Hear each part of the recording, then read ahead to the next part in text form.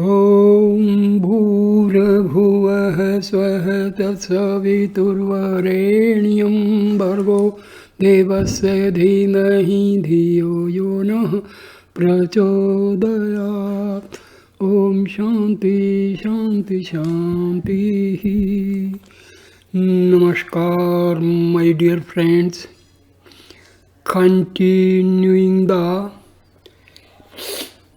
description and explanation of the book Upadeshasaram of Bhagavan Sri Ramana Maharishi. Now I start with stanza number 9. Remaining in the real, being transcending all thought through intense devotion is the very essence of supreme bhakti. Bhakti, faith or devotion, thought involves a subject to think, the object of thought and the thinking process perceived as three distinct factors known as the Tripati. The highest reach of abstraction gets beyond these three and beyond the two, created soul and the creator, into the one. Maharishi in this and the previous stanza is connecting the two, bhakti and jnana, that is devotion and illumination, as they are seen to be the same at the end of one's course. Maharishi often says that bhakti is jnana and jnana is bhakti, a truth clearly brought out by Shankaracharya's definition of bhakti. Savrupa anusandhanam bhaktiritadhidhyate swa atam tattvanusandhane bhakti riyat pare jaguhu. This is from Chudamani, Shloka number 32 and 33, which means concentration on the nature of the self is said to be bhakti by some.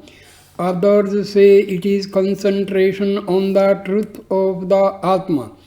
In these two stanzas, Maharishi shows how one who starts with devotion with a sense of difference between himself and God loses the difference in the intensity of his mood and arrives at non-difference. That is jnana, and that is the essence of the highest devotion. Stanza number 10. Absorption into the source or core of existence or the heart is what the path of karma, bhakti yoga and jnana yoga teach. This maxim is found in chapter Upanishad,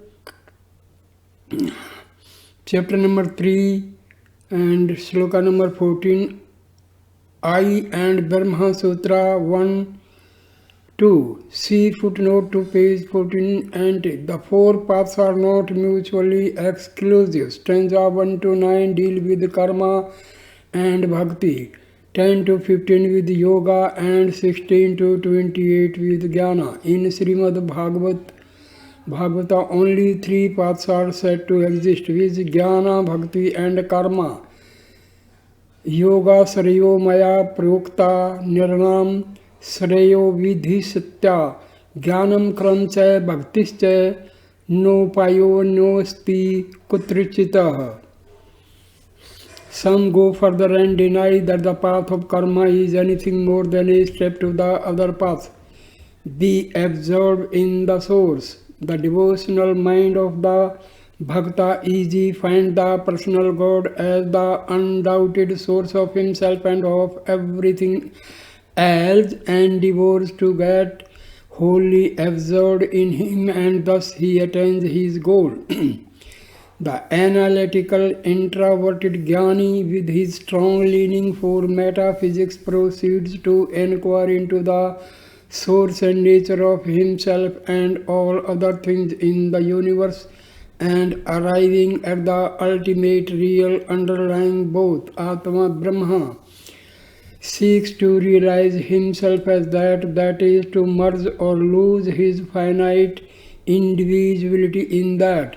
The yogi with a practical bent of mind turns to the details of sadhana, enabling the devotee or inquirer to concentrate on the personal God or the impersonal Atma Brahma and chalks out a course of self-discipline.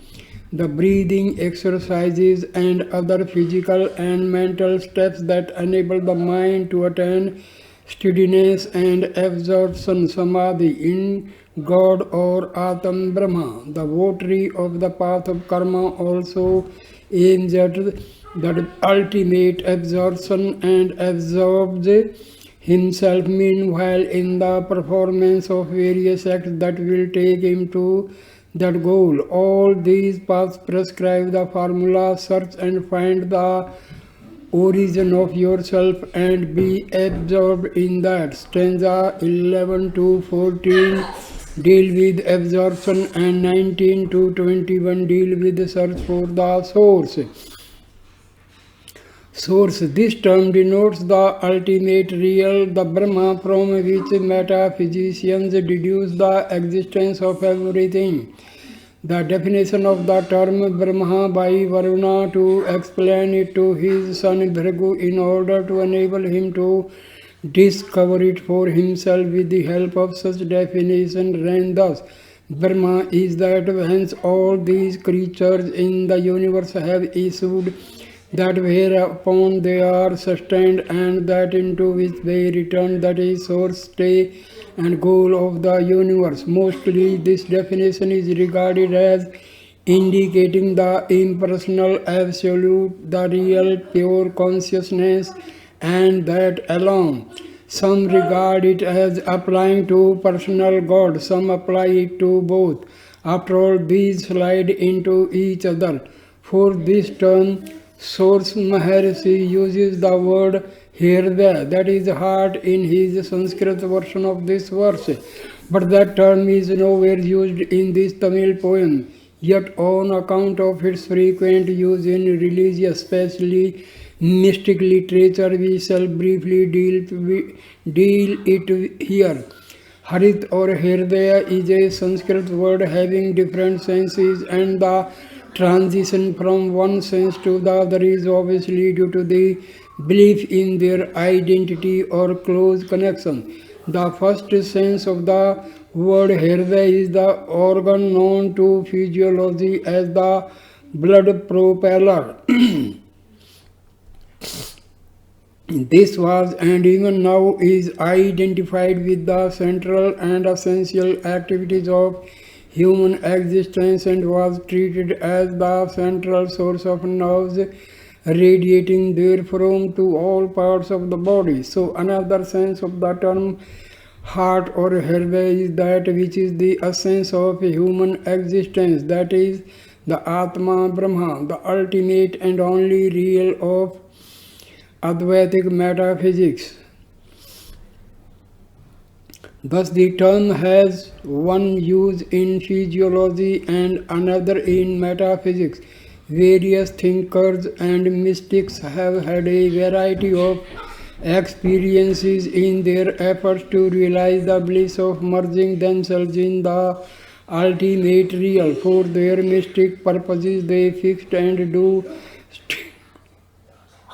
still fix their attention on some spot in their chest as the ultimate or temporary resting place of their ego.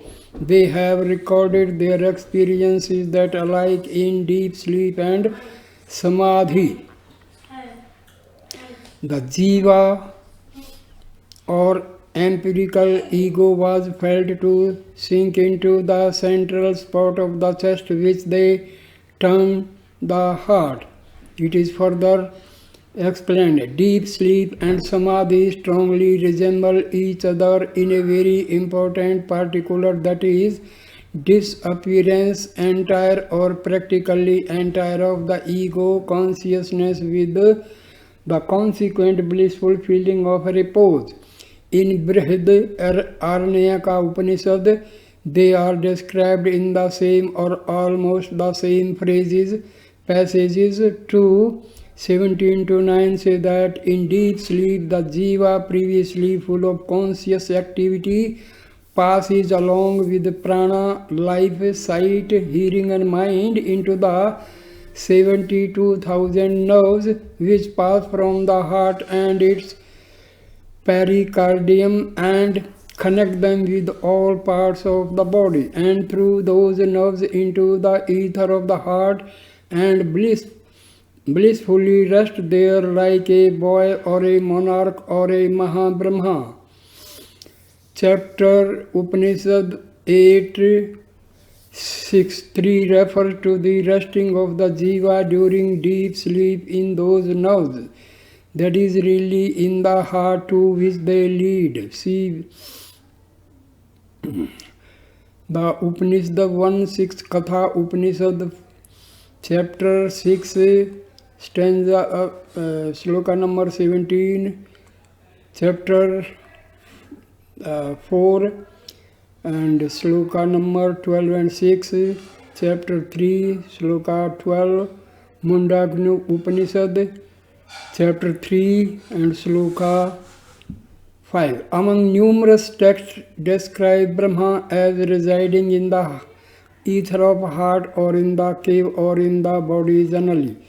In many treatises, it is stated that jiva resides in the waking state in the brain and proceeds to the heart in deep sleep and joins with Brahma there in Samadhi.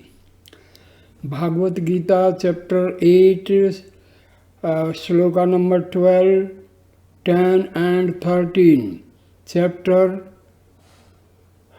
10 sloka 20, chapter 13 sloka 31 and 33, chapter 15 sloka number 14 and 15, chapter 16 sloka 18, chapter 17 sloka 6 and chapter 18 sloka 61. The Bible Ecclesiastes chapter 10 verse 2 states that a wise man's heart is at his right hand but a fool's heart at his left. Empirical ego was felt to sink into the central spot of the chest which they termed the heart. Stanza number 11. As birds are caught with nets, so by holding the breath the mind is restrained and absorbed. This breath regulation is a device for effective absorption. Further explanation. The Sufi mystics says Mr. Susastari in his recent Islamic Culture, Volume 2, page 474, are agreed in their view that qalb or hearts are three, one physical on the left side, another called the animal soul on the right side, and a third between the two, praised by Sufis as a spiritual faculty, a kind of mirror in which the supreme will is reflected. It is by keeping this heart pure from worldly attachment that a human being can approach the Creator. The real knowledge is God's illumination of this heart. The divine revelation to the prophet is impressed on this heart, as is said in the Quran. The faithful spirit, that is divine messenger, has descended with it. Revelation upon your heart that you may be of Warner, chapter 26, stanzas 193 to 194. The Hindu Shastras do not assign any place to the source of illumination. Yoga Vasishtha says that there are two hearts, one the gross which may be ignored by the seeker after illumination, and the second the Brahma which is taken by the Jiva for the mystic purpose of realizing itself by contemplation. as the blissful real, as both inside and outside, and neither inside nor outside the human body, that is, which may be taken to be either non-spatial or pervasive of all space or residing at any particular spot. See Upasana Prakarana, chapter 78, stanza 32 to 37. Maharishi's experience has been repeatedly stated by him, which that is the ego is felt to sink into right side of the chest with something like a jerk when samadhi begins, and to re-emerge from there at the cessation of samadhi with a similar jerk. Undue importance should not be attached to this location of the heart or the variations therein.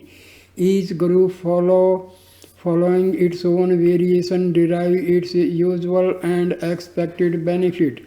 The heart as signifying Brahma is the only matter of importance, and that, though unconnected with space or the body, is reached through mystic sadhana of some sort or other, locating the mind or self in particular parts of the body. Pranayama, breath regulation, is a means and only one of the means adopted to secure a temporary lull in the mind's activity. Stanza number 12. For mind and life, prana expressed in thought and action diverge and branch, but they spring from a single root. This verse explains how breath regulation controls the mind. Stanza number 13. Absorption has two forms, Vijlaya and Nasa. That which is merely absorbed in Laya revives; if dead, it revives not. Notes: Laya is temporary, absorption, Nasa is permanent. The absorption described in the 11th stanza is temporary. The spiritual aspirant cannot rest content with that. He must proceed to Manonasa, the permanent absorption described in the 14th and 15th verses. Manonasa, that is literally death of the mind, does not really mean becoming insentient. Manonasa means the loss of the present form of the mind with its narrow, obstructed and distorted vision, preventing a person from seeing himself to be really the Atma and causing him to identify himself with the body more or less completely. The loss of that form is really a gain, as it means the transformation of the finite and distorting mind into pure consciousness, perfect reality, that is Atma or Brahma, embracing everything and leaving nothing outside itself. If the term consciousness in pure consciousness is taken as necessarily implying the existence of mind in some form, then it may be correct to say that in the entire course from the novitiate to the state of realization, a person is never without a mind. In fact, we find in religious literature expressions referring to the mind of a jnani or Jivan Mukta. Great saints themselves have given us personal hints on this matter that are of great value. They refer to their enjoyment of bliss in the Satyachit Ananda state and declare it to be ineffable. Sri Ramakrishna Paramahansa explained that the mind in that state was like a thin line drawn on water, having a fugitive existence, or like a rope burned to ashes. Such a rope retains the form and appearance of a rope, but one cannot bind anything with it. Such a mind is described as Shuddha Sattva. Even this perhaps requires a slight modification in view of the Gita statement that there is nothing in existence without the admixture of the three gunas. The description of the saint's mind as in Shuddha Sattva is right because therein the sattvic element preponderates so overwhelmingly over the other elements as to drown them or blot them out of view, if not out of existence. The saint is so gentle, saral, so sattvic, his will is surrendered. He has no attachment or desire, and his deeds do not produce any vasana or bondage like those of worldly persons. There is a doctrine of substantial compliance in spirituality as in law. Neither religion nor law takes note of trifles. Even in physical science, what is substantially a vacuum, for example, that obtained by an air pump is treated as a vacuum and is found for all practical purposes to be a vacuum. This parallel may well be used in understanding the term sattvic mind of the Jivan Mukta, and also perhaps the phrase the Jiva that without suffering extinction transcends personality. Stanza number 14. When the mind can get absorbed by breath restraint, then it will die, that is, its form will perish. It fixed to a single point. The aspirant should not be content with pranayama, breath regulation, which stills the mind only so long as the breath is held. He should proceed to kill it. That is done by unflinching perseverance in concentration on the Supreme. Death of the mind or even its temporary absorption is termed samadhi. The highest form of it is the permanent merger or union of the individual in Brahma. All other forms are inferior. There is, however, a gradation among them. Suska, that is barren samadhi, and jada samadhi are terms applied to certain types of voluntary trance or stupefaction of the senses and the mind produced by psychophysiological or spiritual gymnastics, in which, however, Atma, Brahma, or Satyachit Ananda is neither realized nor approached.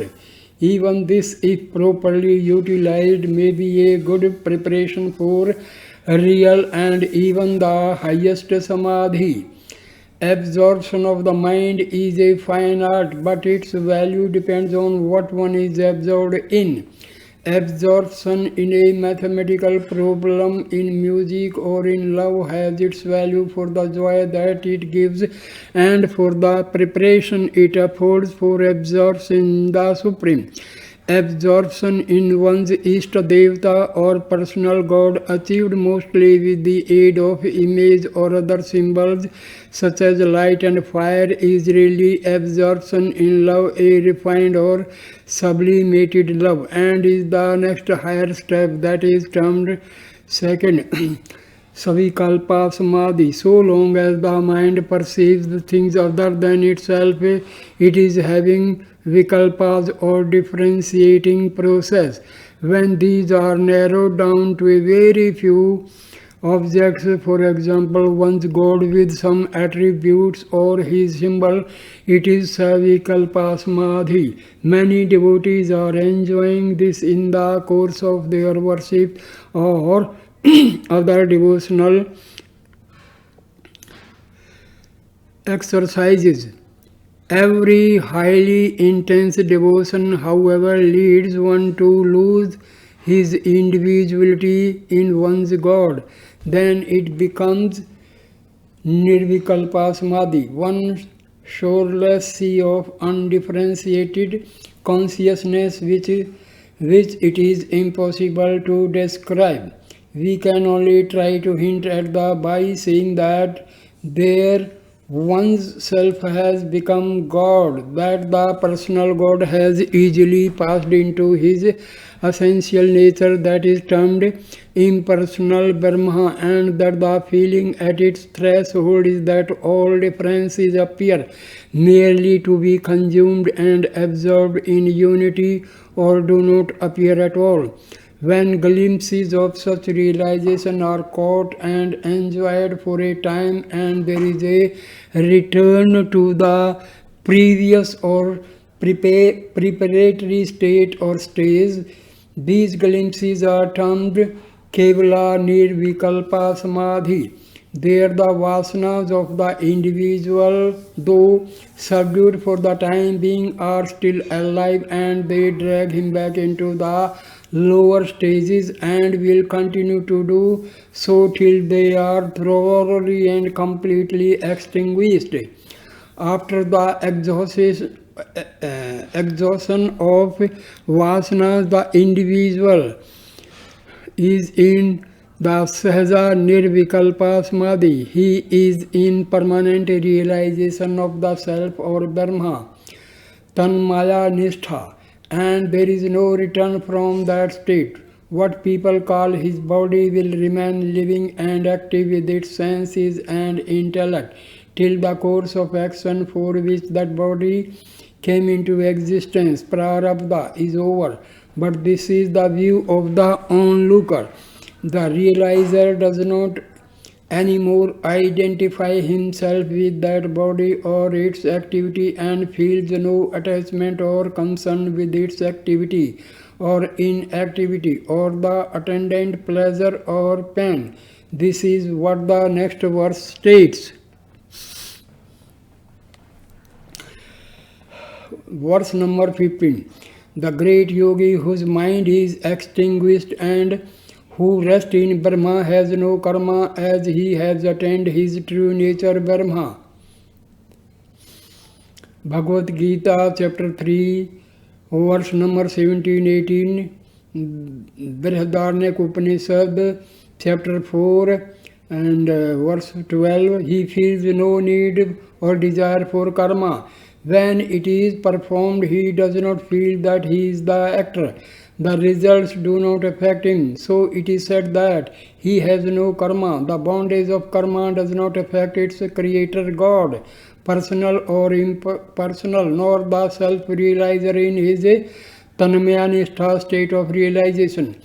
God's and Jivan Mukta's acts may seem to be like worldly person's acts, but are really sui generis and produce no such results, nor do they recoil. That is the first act of creation. Subsequent acts of creation and incarnations, avatars, are not the result of any previous karma or vasana, nor do they produce any phala or vasana affecting the freedom of God. Bhagavad Gita chapter 4 verse number 6, 13 and 24, chapter number 9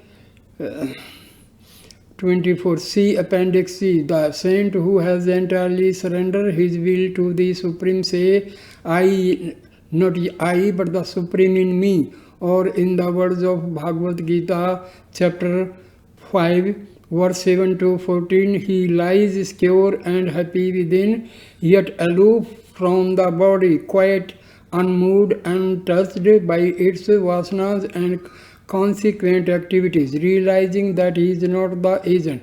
Such a saint is referred to here as one that has lost his ego or mind and has escaped mukta karmic bonds. The next and following verses proceed to show him the wise escape such bondage.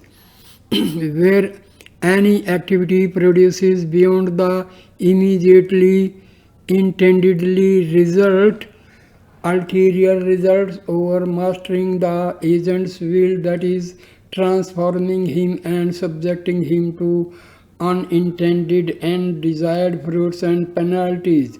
Penalties entailing involuntary rebirth. It is termed as bondage. Desire is its cause. So I end the video here and will continue next video with stanza 16 onward. Thank you, my dear friends, for listening this video, watching and listening this video with patience. Thank you so much. Please like, comment and share the video and subscribe my channel. Namaste, my dear friends. Namaste.